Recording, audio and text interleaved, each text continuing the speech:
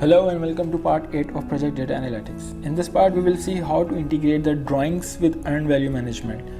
Drawing means you can integrate your sections, your elevations, your plan views, whatever drawing you want. We will see how to integrate them and we will give some recommendations what are the best suited in each of the project. So let's dive into the software where we are going to integrate the drawings. So this is the software which you guys need to download. This is inkscape.org. so this is a link, you just google it and you will be in this page, and what you need to do, go into the downloads here and the current version, and from here Windows, whatever system you are using, most probably you will be using this, so just download that. So once you click here, it will ask you the option 64 or 32, so whatever version you want, you can just download that. Once you download that, because I have already downloaded, so I will not work on that. So let's say once you download, it will open up like that. So once you install it, this will be the software condition of the software. We need to discuss few things here. What are the things we need to consider if we are going to integrate the drawings of our project with earned value management? So first thing is we need to see the activity codes, because these are the things with which we will be assigning the integrating drawings and the earned value. So the important thing is that if you are working in a tall building, which we will be doing today, we will be integrating a high-rise building. So you need to see the activity codes, whatever are there, we will be assigning them in the drawings. So you need to make sure what are the activity codes. You must assign the floor wise, at least if you are you want to integrate the elevation of the building. If you want to integrate the floor of the building, let's say the wet areas, dry areas, this passage and lobby, corridor, all the dry rooms and bedrooms, utilities. So you need to assign the plan of the drawing, not the elevation. So in that case, you need to have all the activity codes for the plan. Let's say wet area, toilet, bathroom, and you can say a bedroom or a utility room, garbage room. So these will be your activity codes. So the best suited thing which is for high-rise building is the levels, elevation, because you will be monitoring most of the things floor wise. And what are the things we will see in the next part, how powerful this floor elevation can be for monitoring and controlling. So you need to make sure you have activity codes here, and then we will see how it is connected. There are two ways to connect, but I will prefer to go with this software because it is very comprehensive for our purpose. Whatever we require, it will do for us.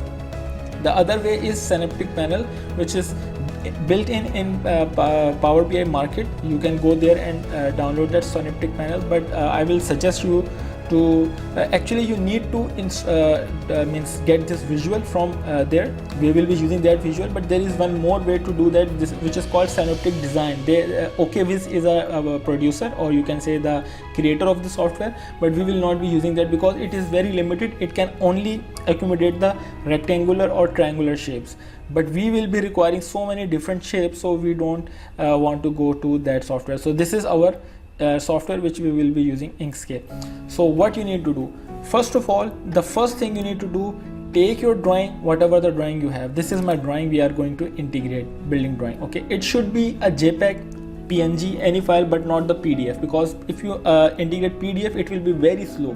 So what you need to do, take such elevation. It can be the mosaic based, or it can be your facade based, but I prefer to be like this elevation of your drawing, where you have the white color background. At least it looks better. But if you have the picture of your building, you can do that as well, because we want to integrate the level. So whatever feels better to you. So what you do, just take a screenshot, make the file as a PNG or JPEG, and after that what you need to do, go into this software and then import this file. How I will import the file? This is the file I will import. These are the settings you need to follow. Just remember that embed, not link, embed this and this setting you need to follow. Now your file is here.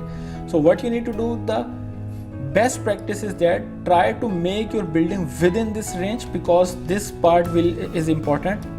Don't go like this above that, just avoid that. Sometimes it works, sometimes it doesn't work, but mostly my recommendation is always try to make the building or whatever is your layout under this part. It's good. Then you can zoom in, zoom out, so it's not that difficult. Before that, what you need to do, simply just select the image which you have imported, press Ctrl X, it is gone. Now you need to delete this layer. This is very important. You need to delete that. How you will delete? You will go into that object and from here, from layer and delete layer. The layer is deleted. Now paste again, Ctrl V. You could do the same part before importing the picture. You could delete before that, no issue. Okay, so this is the situation. So what else are we going to do now? We are going to select this one. Just see the Bezier. It's called Bezier Draw.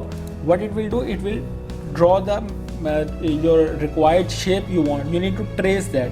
So what I'm going to do, I need to recall my activity codes here. My activity codes are, if I go back, my activity codes are in the form of floors, F1, F2. If I'm writing here 4F, so it must be 4F there as well.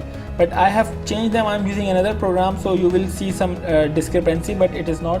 I have changed the names to fourth floor. So you need to make sure whatever name is inside P6 for your activity code, the same name should be there as well. So we are going there now. So this is my basement 5, 4, 3, 2, basement 1, ground floor, mezzanine floor, 1, 2, 3, 4, and going until the top. So the same steps now you will be following for your layout. You need to trace that and then you need to import. How you will trace that? You can zoom in, you can start from any point and finish at any point. You need not any point, you need to finish on the specific point where you started. So once you click here, and then the moment you click here, now this part is activated, this tool is activated. Now you need to trace it. This is my floor, let's say a little bit behind, let's say until this point. If you are not feeling much accurate, you can zoom in.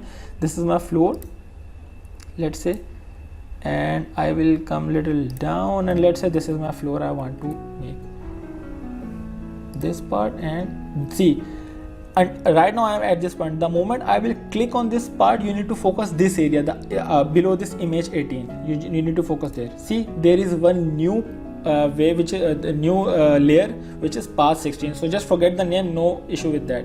So then you can just assign a color. So this is the color. You can decrease the opacity. It's always suited, it's always recommended, because it looks good if you decrease the opacity, because it will give you the structure behind what is the structure. Okay, so you need to do that. So this is done. For the second part, you will also do the same thing. Just you know what is your layout, where you want to be to highlight this thing. So this is the area I want to highlight, and then let's say I will go until this point, and I will go until this point, and I will come back to this point. So I will you can give any color, it doesn't matter, because the coloring will be done inside Power BI.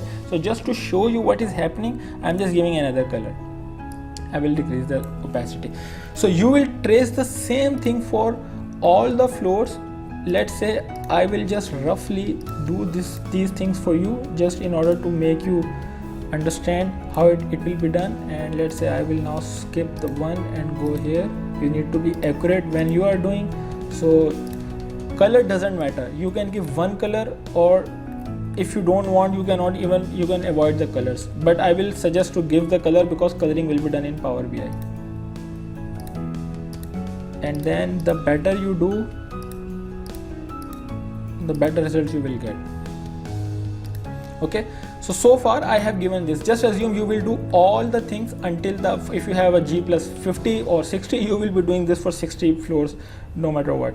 Okay, so after that, what I'm going to do, you need to focus here. Now there are two tabs, object properties and the objects. So how they work basically, let's say I will just drag them a little bit down. Yeah, now if I unselect this, you see the layer is off. If I unselect this, layer is off. So now I know that I am at this layer. And which layer is this? Let's say this is the floor 1.